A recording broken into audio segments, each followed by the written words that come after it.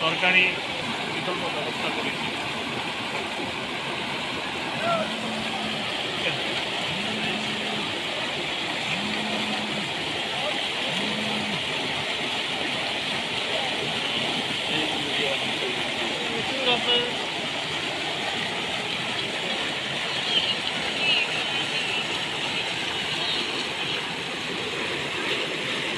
বাংছে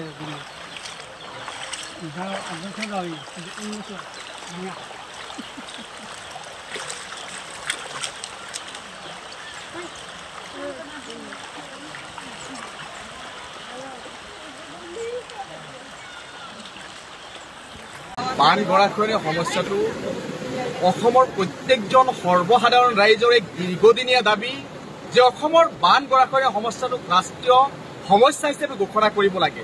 কিন্তু অতি দুখ আৰু পৰিতাপৰ বিষয় এই যে তদানীন্তন কংগ্ৰেছ চৰকাৰৰ পৰা আৰম্ভ কৰি বৰ্তমানৰ বিজেপি চৰকাৰখনেও কিন্তু এই বান আৰু গৰাখহনীয়াৰ সমস্যাটো ৰাষ্ট্ৰীয় সমস্যা হিচাপে এতিয়ালৈকে স্বীকৃতি প্ৰদান নকৰিলে আৰু তাৰ ফলত অসমত প্ৰত্যেক বছৰে বান আৰু গৰাখহনীয়াৰ হাজাৰ হাজাৰ লাখ লাখ মানুহৰ বিভিন্ন সা সম্পত্তি ক্ষতিগ্ৰস্ত হোৱাৰ উপৰিও পশুধনৰ পৰা আৰম্ভ কৰি হাজাৰ হাজাৰ মানুহ মৃত্যুমুখত পৰিব লগা নজিৰ কিন্তু এই অসমৰ বুকুত আছে। কিন্তু তৎসত্বেও কোনো এখন চৰকাৰে এই বান গৰাখহনীয়াৰ স্থায়ী সমাধানৰ কাৰণে কিন্তু আজি পৰ্যন্ত গুৰুত্ব প্ৰদান কৰা আমি প্ৰত্যক্ষ নকৰিলো।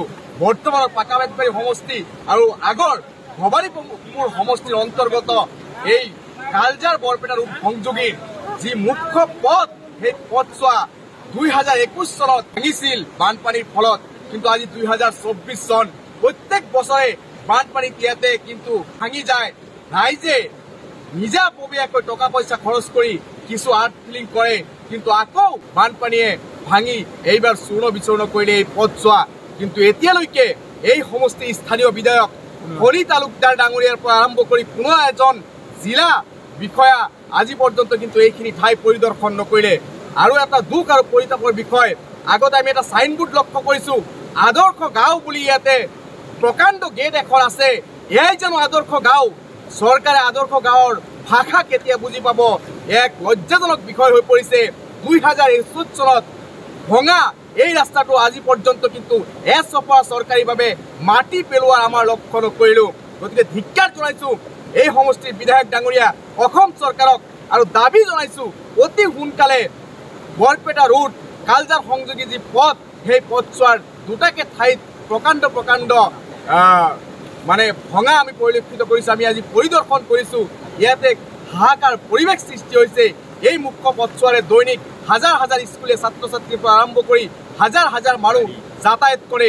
বিভিন্ন মালবাহী গাড়ীৰ পৰা আৰম্ভ কৰি বিভিন্ন মানুহ এই পথছোৱাৰে যাতায়াত কৰে। আজি সম্পূৰ্ণভাৱে বিকল হৈ পৰিছে। আজি স্থানীয় কিছু যুৱকসকলে মাত্ৰ 2-3টামান বাঁহেৰে কোনোমতে ইপাৰ সিপাৰ কৰাৰ ব্যৱস্থা কৰিছে।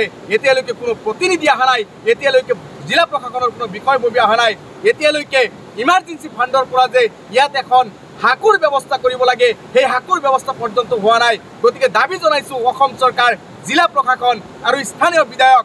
আৰু এই স্থানীয় বিধায়কক মই কম যে আপুনি অসমৰ ভিতৰত আটাইতকৈ অক্ৰমণ্য এগৰাকী বিধায়ক, কাৰণ আপুনি এতিয়ালৈকে এই হুকমাৰা গাঁৱৰ কোনো গুৰুত্ব প্ৰদান কৰা নাই।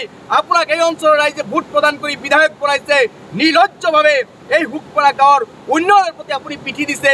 আজি আপোনাক এই ভঙা ঠাইৰ পৰাই মই ঘোষণা কৰিছো হৰি তালুকদাৰ হৈছে এটা কাগজৰ বাঘ। তেওঁৰ কাম কৰাৰ কোনো দক্ষতা নাই, তেওঁৰ কোনো কৰ্মদক্ষতা নাই।